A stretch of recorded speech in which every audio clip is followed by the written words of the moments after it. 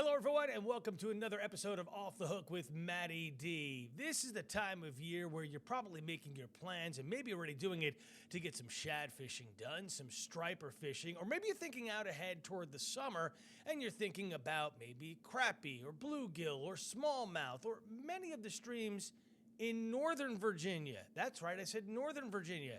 That's why I want to bring in an expert on that area. You might know him, you might even follow him on Instagram. His name is Rob Snowhite. Rob, thanks so much for joining us. How are you this afternoon? Doing well, thanks. And yes, that is my real last name.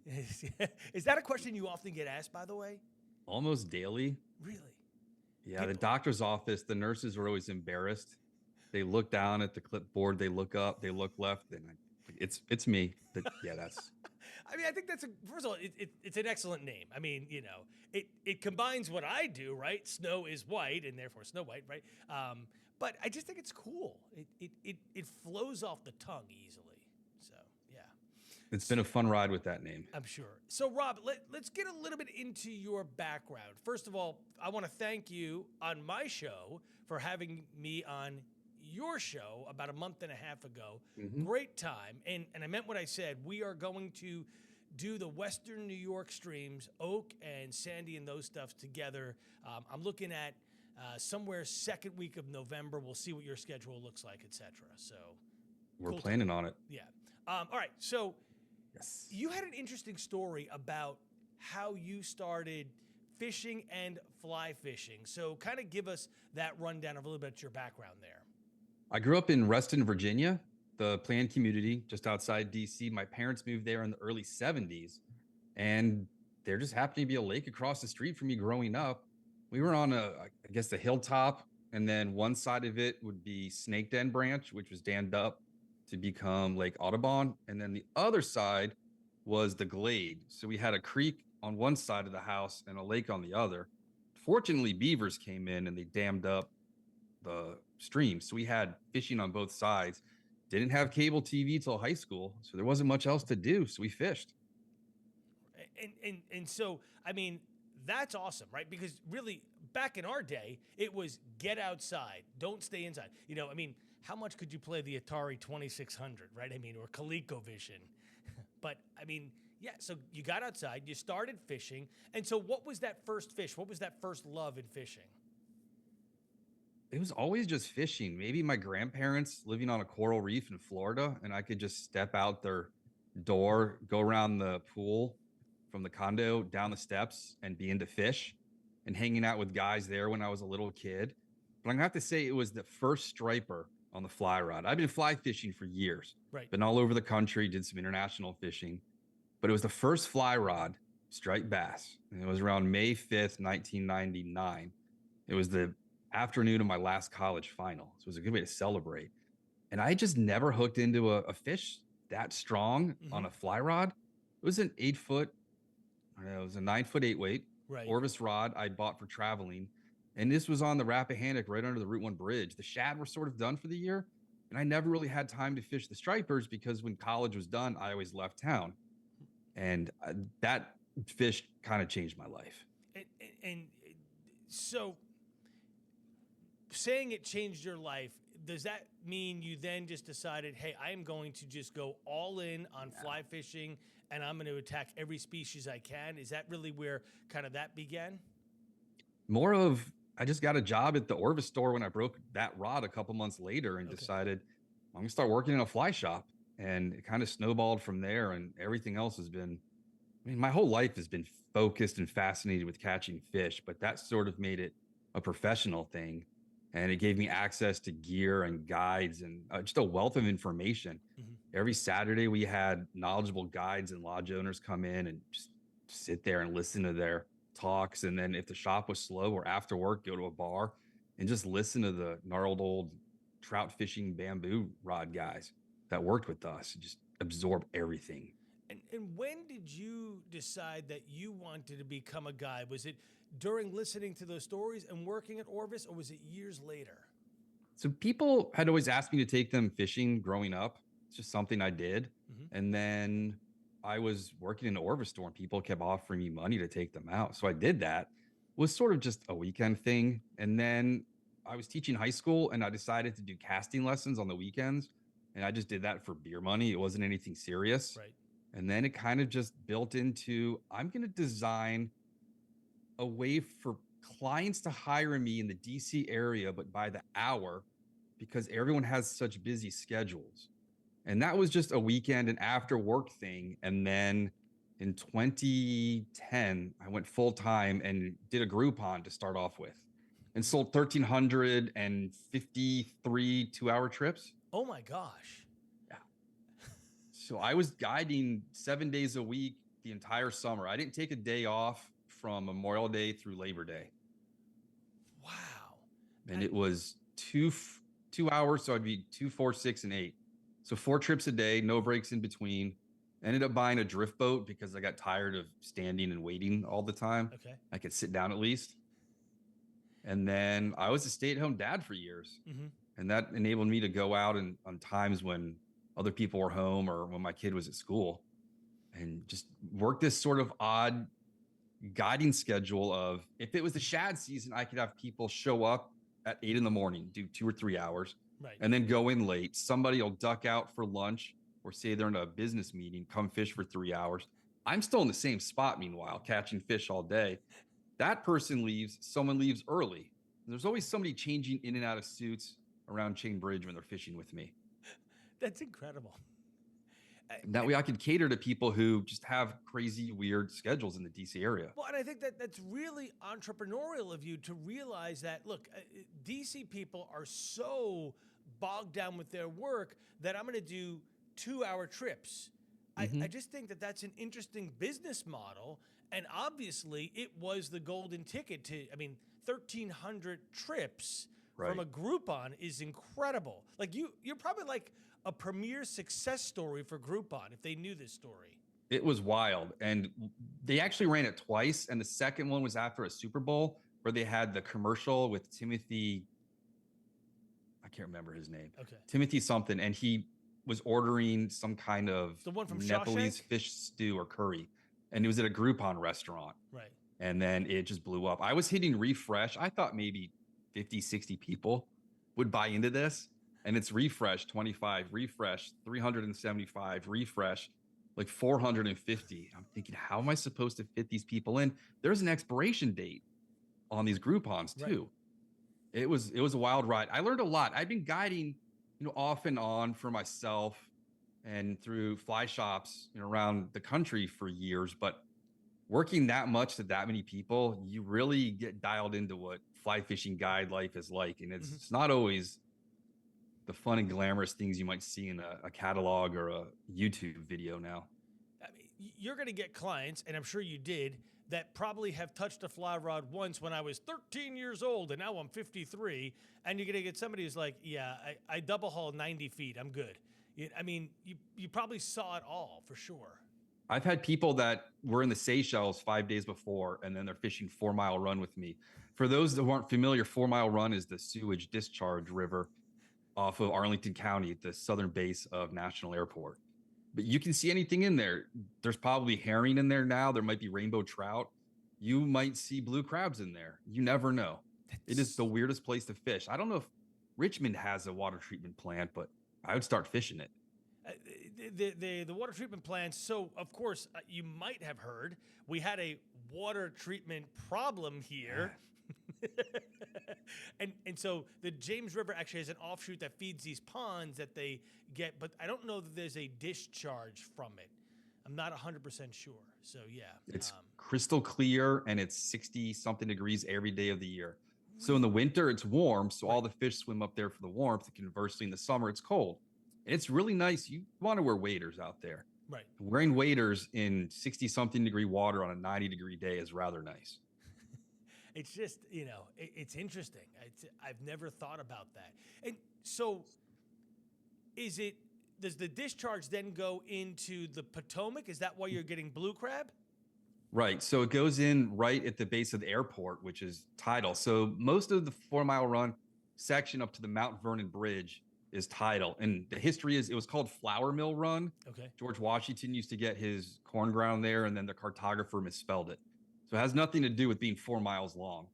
But you can go upstream, and there's the regular bullhead catfish, Right. bluegill, long-eared sunfish, and then you hit the tidal section, and whatever comes up can be in there. That's You never know. There's ornamental goldfish. There's koi, uh, tilapia. that is That's the weird one. Is blue and purple tilapia that are. that is I mean, they're odd. probably 4 or 5 pounds. Really?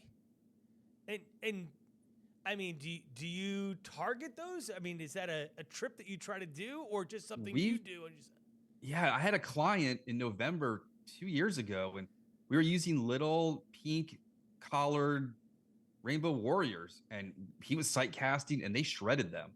Most fish don't. I was surprised at how much they bent a 5 weight. We in, probably caught 4 or 5, and I never. We've always thrown flies at them, but this day they were aggressive. that's interesting. Who knows? So okay, so let's talk a little bit about your guiding. Hmm. Now we know you do smaller trips, you do bigger trips. What do you like to guide for? What species do you go after? I know you have a pretty long season. Right now, you're in your shad season. Hmm. Yeah. So springtime is shad. The first. I mean, it's so early and warm this year. Yep.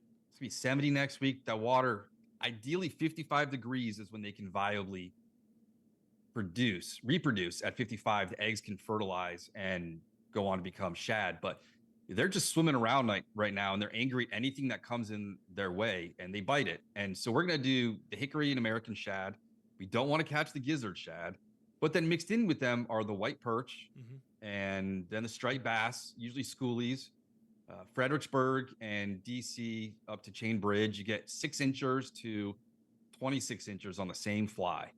And then needlefish, unfortunately, coming after them. And then the gar sort of round out the spring fishery. And then we're always going to be targeting snakehead. They show up with the shad. John Odekirk estimates 20% of the population migrates upstream each spring to sort of look for new places to lay eggs and distribute it and inhabit new areas to prevent competition downriver with other adults. And they swim up. They're lazy fish. So they're going to be in the side eddies that we're fishing the edge of for shad. And they come up and breathe air right at your feet. And it's crazy. And then someone comes by and snags it with a giant hook. I don't know if that happens in Richmond yet. The snakehead, 30 years ago, you didn't have to worry about the Right. snakeheads and snaggers. I'd say for every fly angler or regular angler, there's 15 people snagging. And so let's take a step back here. So first of all, snakehead's an invasive species. Mm-hmm. I get that, but why are people snagging snakehead? Is this an Dude. edible fish? Money. So they're worth some guys in the river that talk to, and I've known these guys for years now. They say $100 a fish on the black market. You go up any size fish to a restaurant in DC, they don't tell you where.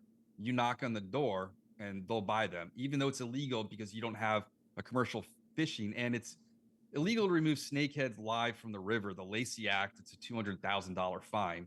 And these guys will fill up a frame pack. You can't put them in garbage bags because their Right. teeth will pop them and they'll go through. Even the heavy duty lawn bags. Right. So they have old school frame packs with the metal on the outside. Yeah. They'll put 8 or 9 of those in there, and they'll be there. If I have 8 hours, they're there when we get there and they're there when we leave. Wow. And they come up to breathe air because there's more oxygen concentrated in atmospheric air than the river water. Right. And it's weird how they make eye contact when they come up. Most fish, shad, they have no idea what's going on. It's a dead eye. Perch look around, stripers, nothing. But a snakehead, it's like looking at a puppy or a cat and it looking back at you. They're just looking right at you. Wow. Yeah.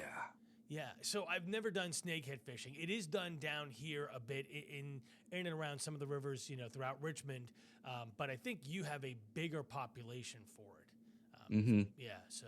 And some years there's more than others. So I think last year we saw 2 or 3. The guys would come down with their snagging rigs, look around, and just shrug and go home. And we would tell them we haven't seen anything. Interesting. And again, it hasn't rained in 3 years, really. This is going to be another low water year. Yeah, you're already in a moderate to severe drought. Looking at the last drought report that I saw, it comes out on Thursday. I looked at it on Monday. So yeah, I mean, and there's no significant rain coming for you guys anytime soon. No, but when the Potomac's low and clear and warm enough, those shad, you can see them 30, 40 feet out, chase your fly. It's when they're vertical, they blend in. Their backs are green, they're silvery. Right. But when they turn on their side to chase a fish, it just lights up like a signal mirror out in the water. And you can watch them chase your fly all the way to the surface. And if it happens this year, I can't wait. I'm trying to catch one on a popper Oh, because that'd we've be had awesome. them chase flies as you're roll casting. They'll chase them as they're skipping across the surface. Incredible, incredible. And so, all right, so you come out of Shad, you have stripers, you have Mhm. gar, snakeheads. So that brings us, we're now May-ish, or are we? May, June. Yeah, Yeah, okay. then it's largemouth bass, reservoirs, lakes, stocking them along shorelines. So largemouth, snakehead and largemouth, it's the same flies. They're gonna eat, a clouser minnow, a frog, a popper. They'll eat anything. So we're fishing moving tidal creeks around DC, preferably low light, and you can get stripers pretty much all spring and summer into the fall doing that. And then, it's been so dry, the lakes have been getting nasty and the rivers get low. So Mhm. end of July and August really hasn't been that great. Except for 2 years ago, my buddy and I waded up to Little Falls Dam on the Potomac, which I've never seen exposed before my entire life. Okay. So we waded up there and we walked across it and found smallmouth and largemouth, and it was a neat spot we've never been able to access and probably won't get up there again. And you were able to access because the water was so low, it was such a severe drought. It's Yeah. sort of a semicircular shaped Okay. concrete intake dam. I don't know, maybe above lock 6 or 7. It's right where DC and Maryland end on the Potomac, and it goes almost across, but it's always underwater. Gotcha. And I've always just been curious as there's just a huge boulder field below it, and I've gotten close to that before, but I never made it up there. That was one of the cooler things I got to do during a drought year. And I think that that's really important because, like I have fished, and we've talked, you and I, about this before, Salmon River, etc., on some of the extreme low water years. And part of the thing that I do is I walk the river to get a really good lay of what the structure is so that I know where the eddies should form as the water comes up and we go into different. And so I think you're doing the same thing. You really get an idea of, this is where I want to be. This is where I want to put my clients. This is where I want to really attack the fishery. And then I also have to decide based on the tides and the winds. If it's too windy, the tidal creeks, like 4 Mile Run, the water will blow out, it'll be dry. So each trip sort of has to be catered to the client's needs and the weather. I mean, I have to do all of the meteorology and the planning and looking at the tide apps and the moons. I'm doing a trip with Chesapeake Women's Anglers in DC in June, and we're doing the morning of a full moon. Okay. So we have to make sure that when we're walking won't be 2 feet underwater. I said, be prepared to get wet. So do you plan that for a diminishing tide, a lowering tide? Because you don't want to be there, obviously, in high tide. Because you've got full moon and high tide, you're looking at an astronomical high tide. Sometimes the fish then go up onto the sidewalks to feed in DC, around the tidal areas, and you can catch gar, carp. I've sight cast to snakeheads with stoneflies and caught them. My buddy Thomas was it was just white marabou on a hook, and it was just sitting on the sidewalk, just kind of fluttering, and he caught a 20-something inch snakehead. So they're pretty aggressive. Once you hook them, they're not happy. They're kind of just lazy. They'll sit with their back out of the water. They're so just like big and bad. They don't care. There's no ospreys picking them up. Right. I've seen one blue heron eat one at Burke Lake. The lake's infested with them up here. So that lake has walleye, muskie, bluegill. I swear we caught a rock bass there, and now snakehead and tilapia and gizzard shad. It's really weird what that lake up here has. The most heavily fished location in the Commonwealth is Burke Lake. Really? Jeez, I got to get up there and fish with you. I got to see some of these spots for sure. All right, so now we're coming out of June. We're going to July and August. You said sometimes absolutely dead, too hot, water low, etc. What do you start looking at as you go into into September, October, November? We're looking at fish just getting ready to put on fat for the winter, sort of. They know it's coming. And it coincides with all of the baby shad and herring congregating, getting ready to move out to the ocean. So you can just crush them on little white clousers and woolly buggers. So all the stripers and largemouth, and the Potomac in DC also has smallmouth. They're all feeding on them. just little, and you'll see them just busting bait and everything skips up. So that picture is up on, I think that's up on Little Falls that day Okay. in DC. You said That was smallmouth. That's fun. why I threw that up there. Yeah. Yeah, it's pretty weird that you can catch so many species of fish in DC. It's remarkable. I mean, anything from people catch rainbow trout every year during the Shad run from the boats at Fletcher's. You know, I think that you make a great point there because everybody thinks of DC as the mall, the capital, the hardcore downtown. But you get outside of that, and you know the Potomac is right there, as you said, and you have all these other tidal rivers. I mean, Reagan National is right on the river, right on the northern Chesapeake. So you do have a tremendous amount of water, and once you go west, like off of the George Washington Parkway, you have some areas there you can fish. Yeah, the Parkway is my jurisdiction. I have a permit with the national park, so I do Chain Bridge all the way to Mount Vernon. Pretty much any of the pull-offs along the river, you can find fish, Right. especially in the springtime. There's the gar will be right off of the lower sections around the Mount Vernon Trail. Oh, look at that steelhead. That was fun last fall. It was snowing up there today. I had the river camera on. You knew I was going to pull some of these up here for you, too. Yeah. So in the fall, you also do get a little bit of, I need to break away and do some fishing for myself. Yeah, it's getting gross, and I don't want to be out fishing in just nasty, green, scummy algae water. So I start tying my steelhead flies, thinking about the fall run up north. And then stripers start picking up. The water cools down a bit. Everyone's getting hungry, and the tidal basin at night on an incoming tide can be absolutely stunning. Or Gravelly Point, you can take the metro to National Airport, Reagan National, as you said. The locals up here, we still call it National. Right. My dad still calls Reston Parkway Reston Avenue too. He's still old. Oh, there's Misty. He's in Bhutan right now, finishing up a guided trip for Golden Mahseer. He's one we need to get you a hold of. Really? He has stories. Oh. Yeah, he's the leading like fly fishing guru of the Himalayas through Nepal and Bhutan and India. Wow. You have to watch out for tigers with him. Yeah, no, that's a whole different thing. I mean, you know, I did Alaska and we fished next to bears, but I think tigers is that next level. Like, yeah, interesting. He said the elephants let you know when they're nearby, but you can't always hear the elephants because they're in the elephant grass. I said, I don't know about that. Because it's not crunchy. It's just quiet. I mean, it's a large. So Misty and I have been planning on doing a trip down the Shenandoah for almost 3 summers now. But the water is just every too summer. Low. Right. Yeah.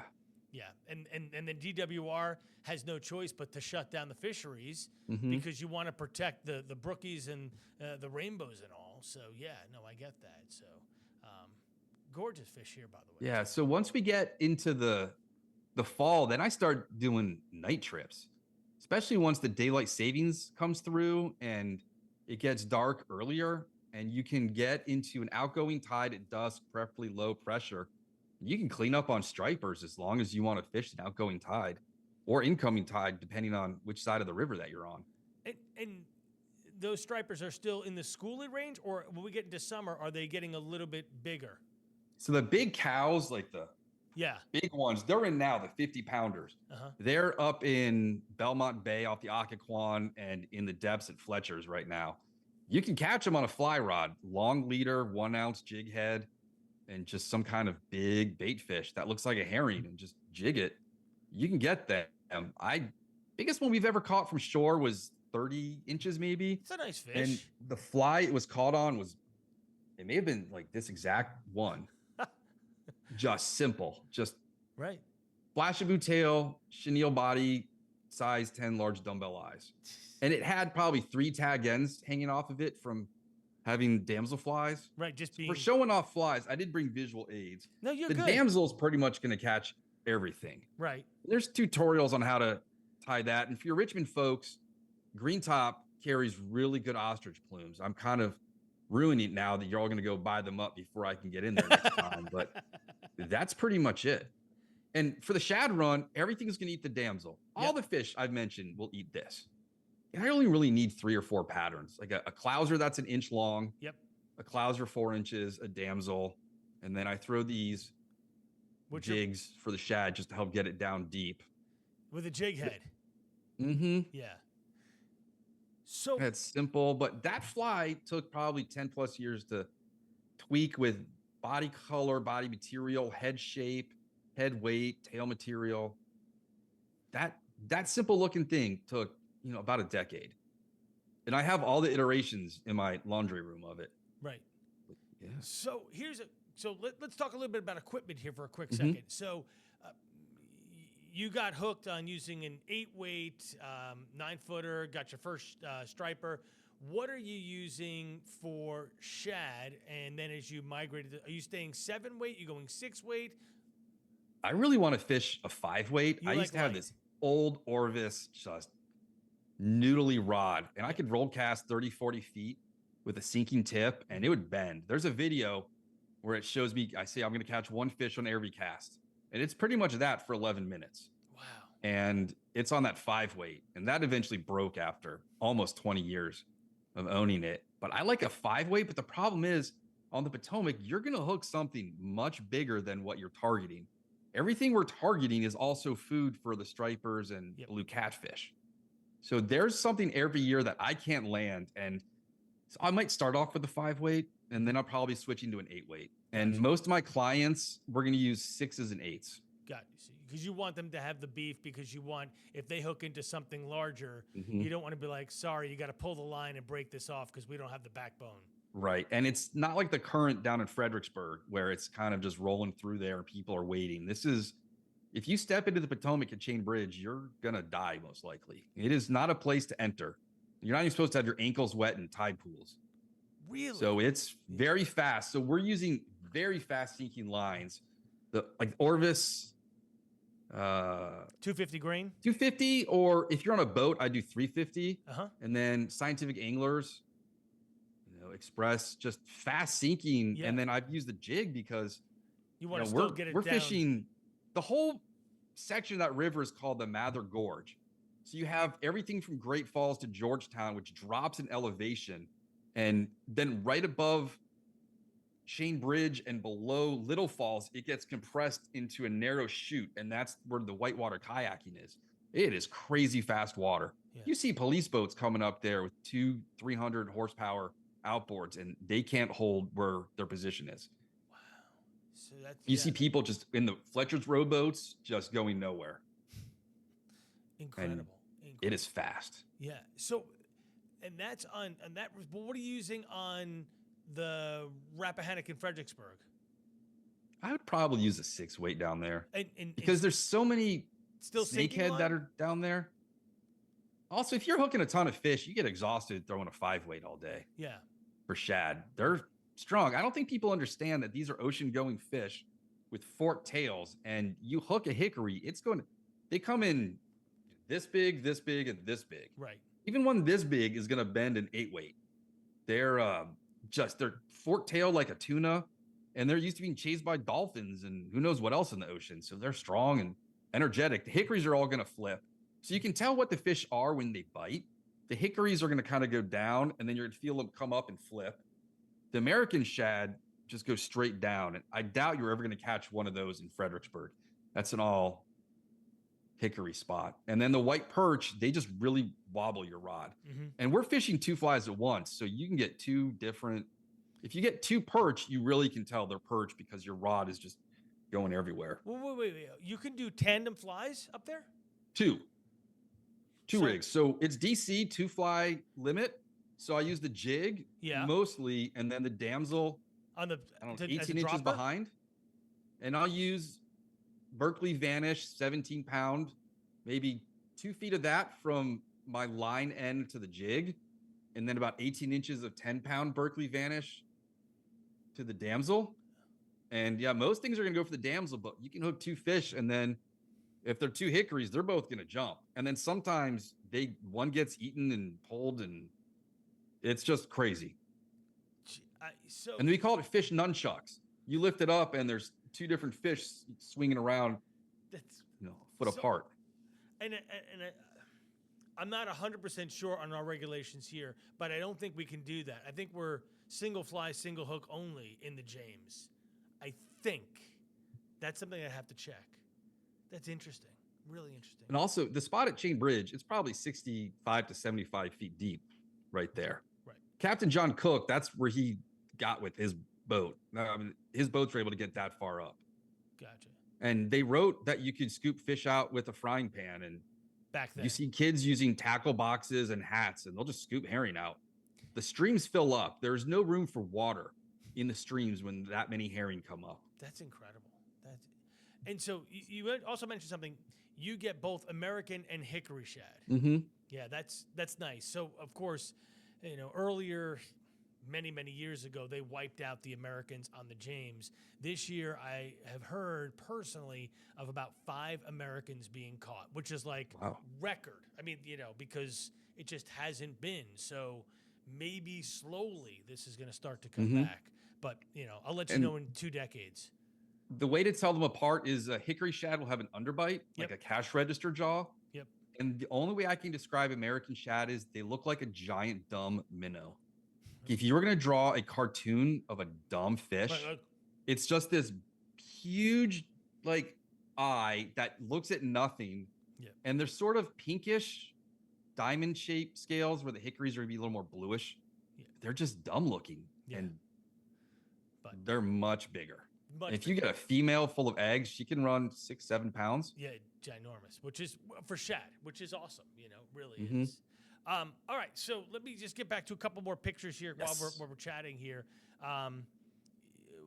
Young person, you guided friend, going for some crappie. This is awesome. Yeah, that looks like maybe that was back at the tidal basin somewhere. Yeah, crappie looks like a purple worm. So in the summertime, fishing is pretty easy. It's a green popper for me usually, and a purple wiggly worm squirmy on the bottom. Yeah, there again, these are huge crappie. Blue popper made from the Flyman Fishing Company, and that's a Gamakatsu B10S hook. And Misty will tell you that's the only model hook that the Golden Mossir in the Himalayas can't bend. And he went through all of them. Wow. I like that as a nice popper hook. Easy. It's the easiest way to make a popper if you tie flies. And the crappie, some of the bluegill around here can be huge. And that's a big male. You can just tell by the colors. The colors are gorgeous. Mm-hmm. Yeah, there's some nice little creeks around here. There's a lot of little neighborhood reservoirs. There's probably 5 or 6 little miniature lakes around me in the Burke area. Yeah, that's a great largemouth. Right. Again, on the purple worm. And I wear gloves, especially when I'm shad fishing, because they have what are called scoots. They're ventral on their belly. They're serrated like scales that go down. And if they go the wrong direction, they're going to get caught and cut you. And the white perch have pretty nasty dorsal fins. And you just want to keep the sun off you as much as possible to begin with. That's why the Tidal Potomac fly rodders have these nice hoodies that I don't know if we have them anymore. They're very nice to show our representation. Hold on, let me get to that. Yeah, look how big. That's a 5-weight rod. That's just awesome, dude. That's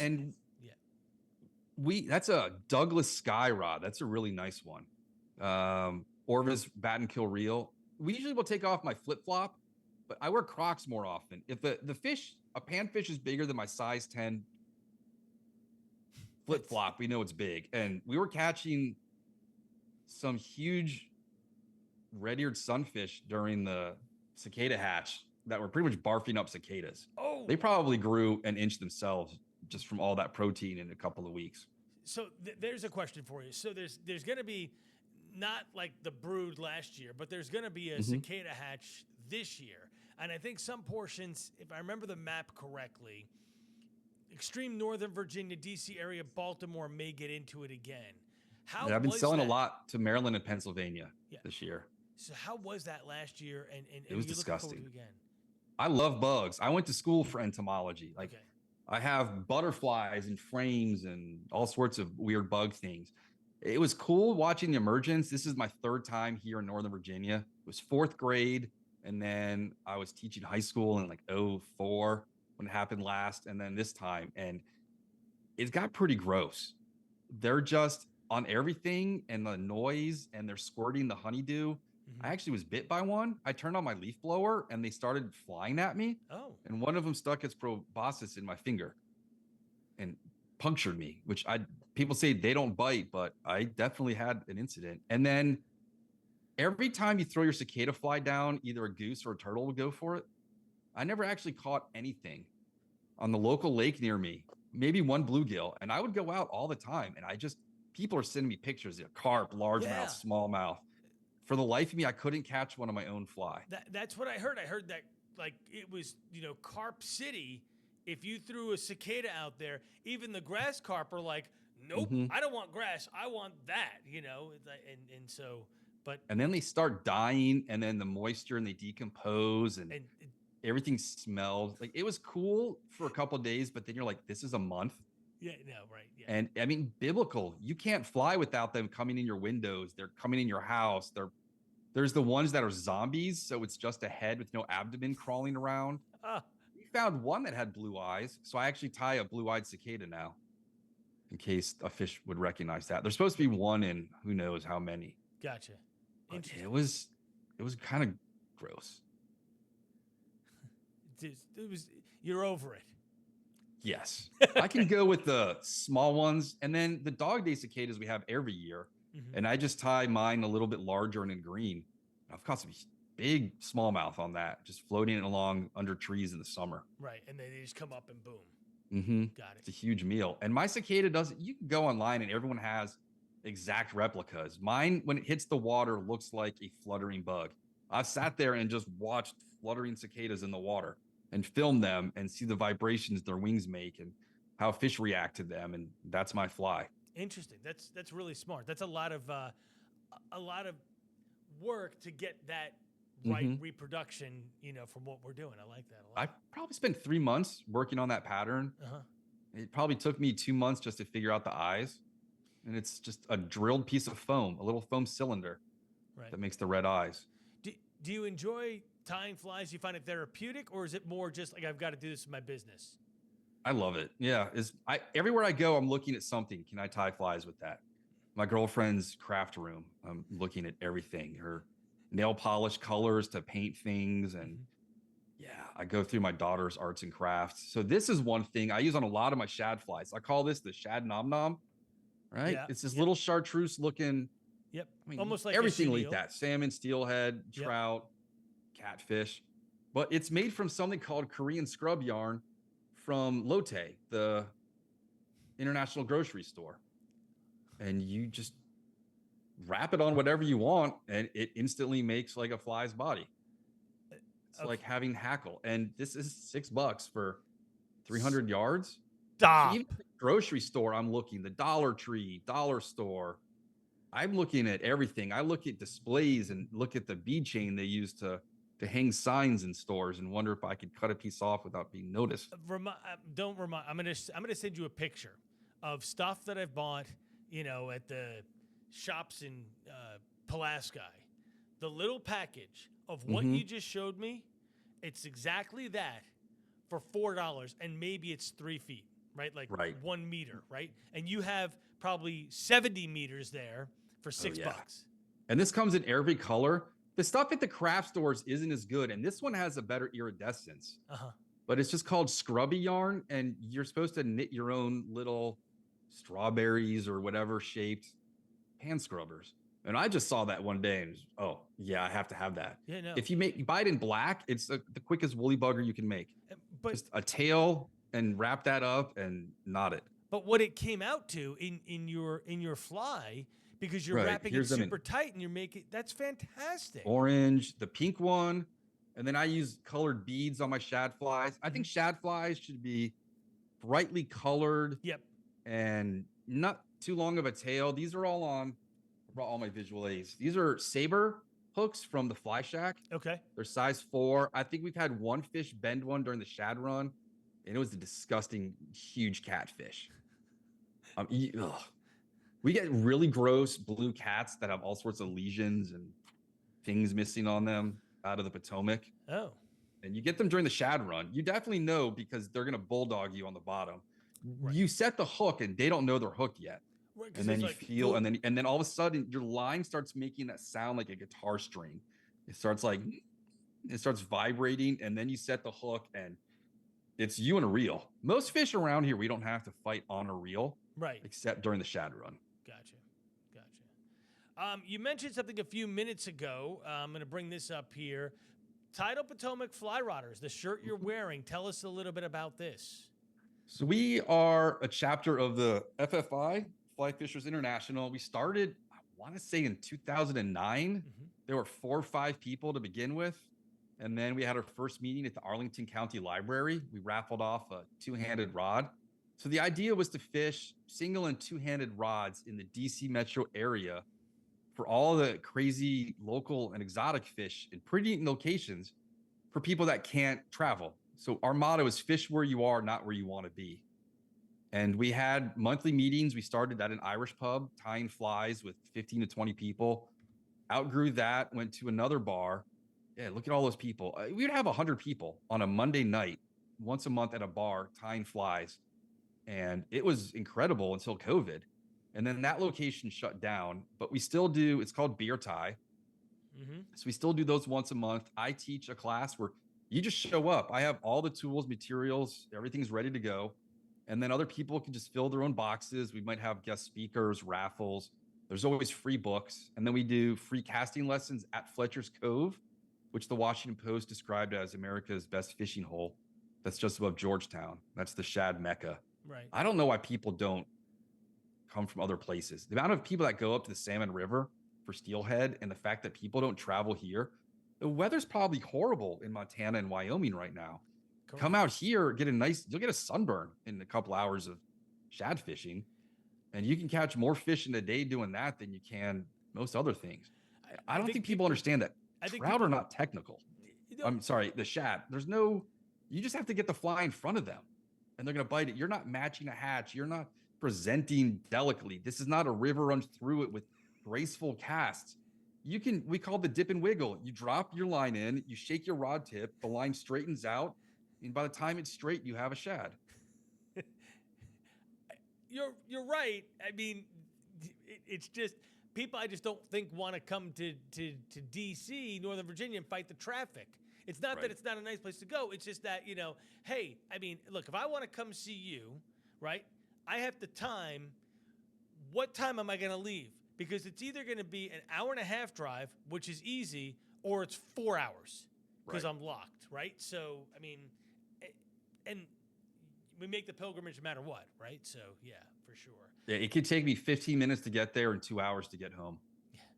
And sometimes you make that mistake and you can't unmistake it when you get on the Beltway. You're there. Yeah, you're just locked in there. You mentioned fly tying. I know what these are. These are your steelhead flies. Yeah, I want to throw that stone fly to something around here. I bet you. I would love to throw it to a carp, but I just never find feeding carp other than the flooded tidal basin. I think you could do smallies and largemouth with those, especially more in, not trying to get top water warm, when it's this time of year. They might be a little bit like to it. I plan on doing a lot of fishing up near Shepherdstown, West Virginia this summer. Okay. And I just articulated, I don't think I have one around me, the clawdad, the Chuck Craft pattern. So I can't wait to start throwing some crayfish patterns during the summer along the stretch from Shepherdstown down to Harpers Ferry. We're going to hopefully float if the water's high enough. Yeah, kind of nice if you can float it. All right, so what some people don't know about you is what I get to get sneak peeks on Instagram. And that is, after you have fished, and you have fished hard, you are a foodie. I was supposed to have that burger this past weekend, and it didn't work out. I've been waiting for that burger. That's at the Phoenix. See, I always need something to eat. Everyone asks how I cook my fish, and I tell them I don't eat fish. So what do? I'm like, I go out for a sandwich. And yeah, a bacon cheeseburger with avocado is about as good as I can get. There's always a sandwich place when you're urban fishing. That's the benefit. So we ask everyone. That's Casapula's at Rehoboth. I could just tell by the bread. And that's also Rehoboth. I forget the name of the deli. We just ate at the Parkway Deli in Silver Spring, which was phenomenal. Those are the three that I kind of found to steal. Because the fishing can stink, but you can still have a good lunch. It's the one thing that you're sure of. Yeah. And urban fishing, I always know where the closest McDonald's is, for a big Coke or a bathroom, the closest Slurpee, cold beer, and a sandwich. And we've been hitting up a lot of the Jersey Mike's when there's just not a really good sandwich place around. Mm-hmm. I will go get that cheesesteak. We've tried enough cheesesteaks in the DC metro area that I'm convinced that's the best one. That's incredible. I mean, it really is. But I mean, and I do note, like, as I always follow you on Instagram, you might be in some place, let's say in West Virginia, be like, hey, I'm near this. Is there a good sandwich shop nearby or something I should check? And I think that's really cool because you want to engross yourself in that little culture for the 6 to 10 or 12 hours, whatever you're there for. If you go down a 4-mile run, you can get, it's basically Little El Salvador next to it. It's called La Chilagua. It's a neighborhood of Salvadoran immigrants that started coming here in the 70s from an area called La Chilagua, and they just renamed the whole neighborhood. You can go get all sorts of fresh fruit and juices and things right on the street. Then there's a fried chicken place right next to the river that is well known for that. I used to work at the cheese shop down the street, so you can go down there and get charcuterie and all sorts of cheese wines. It's fabulous just how many places you can eat. There's a great 24-hour kebab joint within walking distance of 4-mile run. It's amazing, just the urban fishing, the other things you get to enjoy. But I do have clients, and it's always kids. If we walk past a Chipotle, there's a couple places they always have to stop and eat. The growing boys they'll actually put down their fishing rods to eat more. Oh, I had 2 kids in the boat one day on 4-mile run, rowing them around, and their mom had made them some huge sandwich. And they were discussing what they were ordering at Chipotle when their mom picked them up. right. I'm glad I have a daughter who doesn't eat like that. Yeah, no, I mean, I have a daughter, and she can eat, and, there was times I was like, man, you're going to eat me at a house and home. But She's an athlete. yeah, that's part of, there is a difference there for sure, right? Yeah. I put the kibosh on my daughter eating spicy chips after the orange fingerprints all over the fridge this weekend. No more. Yeah, that's a big thing. Yeah, for sure. Hey, I want to bring up a couple of things while we are talking here. You have a linked tree where you can find out information about Rob between his website, where you can find out about him and his fishing, and how you can find out about him as a guide. I'm going to bring you back in here, Rob. And that's a picture of my podcast producer. We just call him producer Jason, and he caught a hickory shad and a striper on one swing of the fly with 2 flies on. That's incredible. That really is. And our Japanese friend that he used to fish with in Pennsylvania showed up with some kind of 4-weight sage and 8 or 9x Japanese tippet. I'm like, this is not trout. We're shad fishing. Right. And it took him a long time to figure out how to trout fish and not trout fish when he's fishing for shad. He wanted to mend the line, and I'm like, no, dude, just they'll set the hook and they're gonna jump and do the work for you. Was he trout setting too? Mm-hmm. Yeah, it was funny. We took him steelhead fishing once too. That was fun. He speaks no English, right? So we just barely communicate, but we all had a great time. We speak fishing. That's all you need to do. Yeah. Fishing is a universal language for sure. There's the website. I host the longest running fly fishing podcast on iTunes. The next one's going to be with a musician in England whose new single is about a fly called the Larkin Gray. His songs have been covered by Heart, by Eddie Money, and a couple of other huge bands. And he's an English trout fisherman. And after we interviewed, he was going to play at a pub from the 1500s. And I said, I'm from Northern Virginia. A bar from the 60s is old. This one was 500 years old. Wow. So the podcast, if it could thrive, it could. It's 16 years old now. That just started with an interview on WTOP.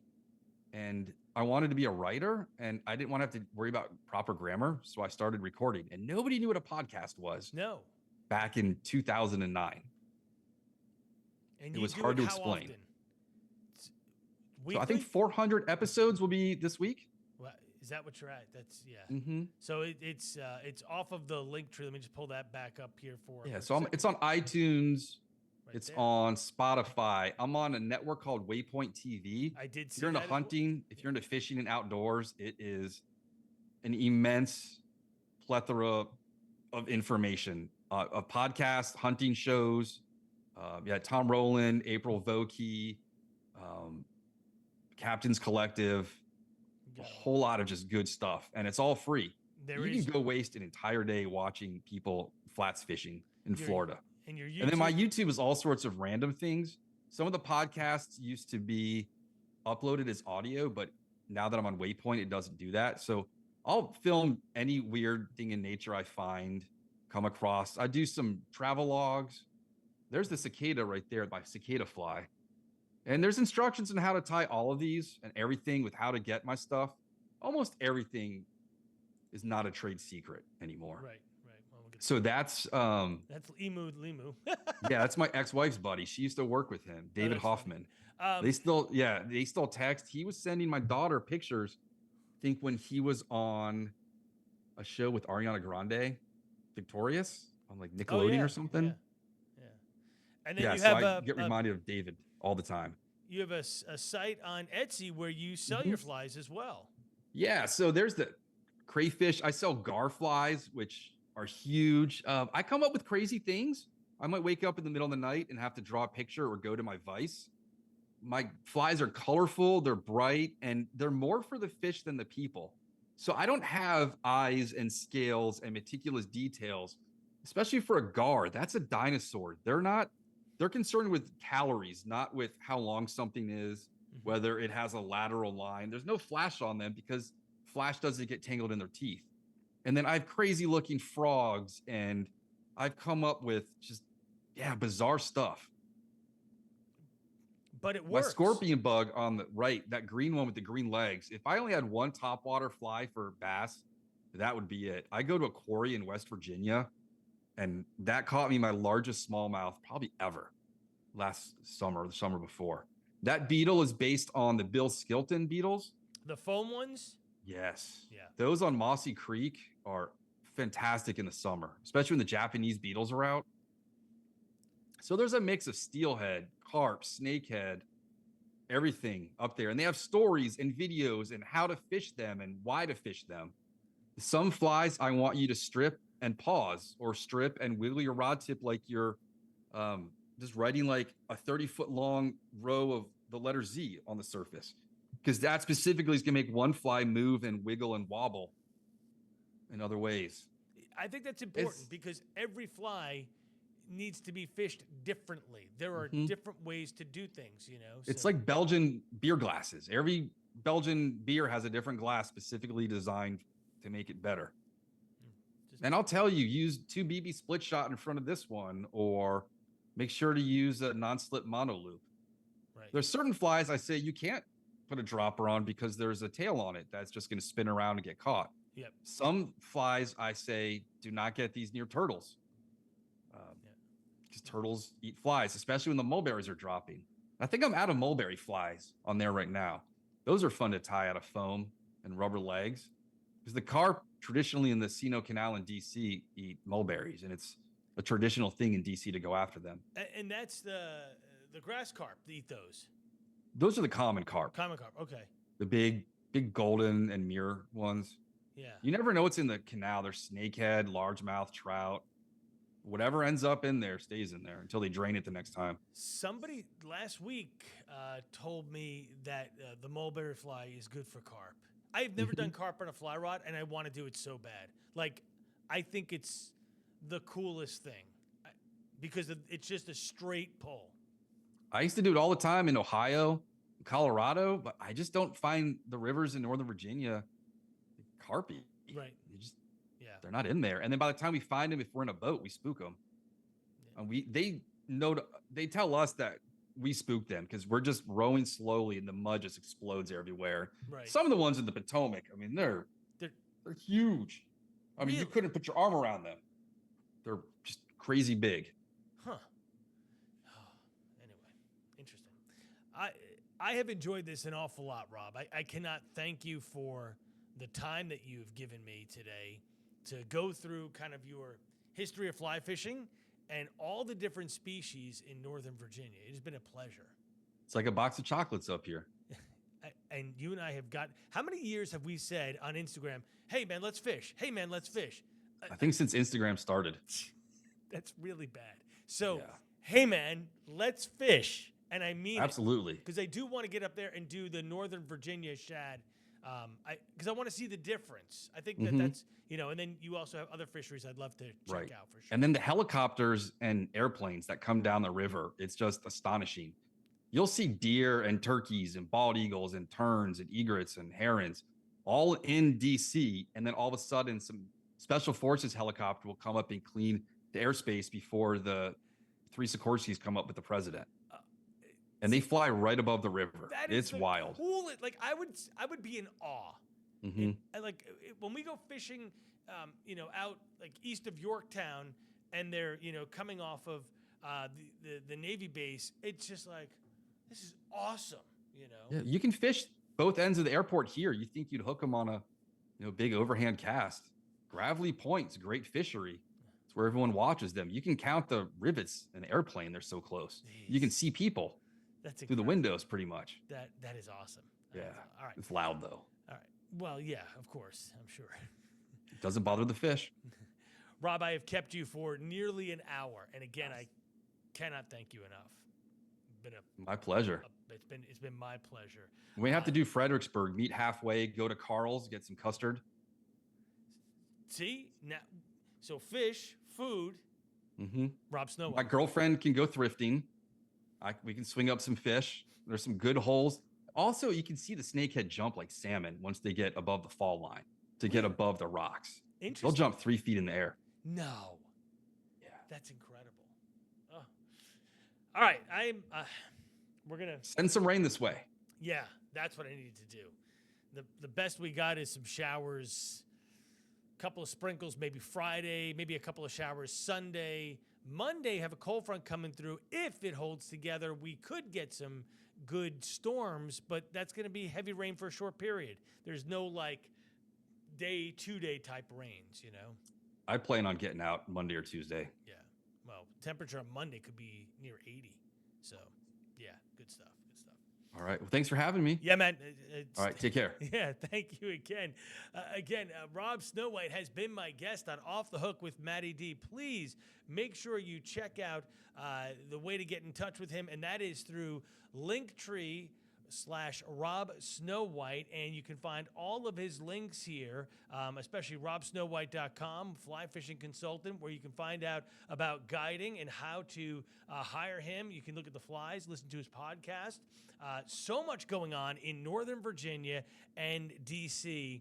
Rob has all of the access points, including being able to fish in the George Washington State Park. He has that pass that gets him in there, which is awesome. Only a few guides have that, so check it out. Rob Snowhite has been my guest on Off the Hook with MattyD. We will see you next time for another episode. Thanks for joining us for another episode of Off the Hook with MattyD.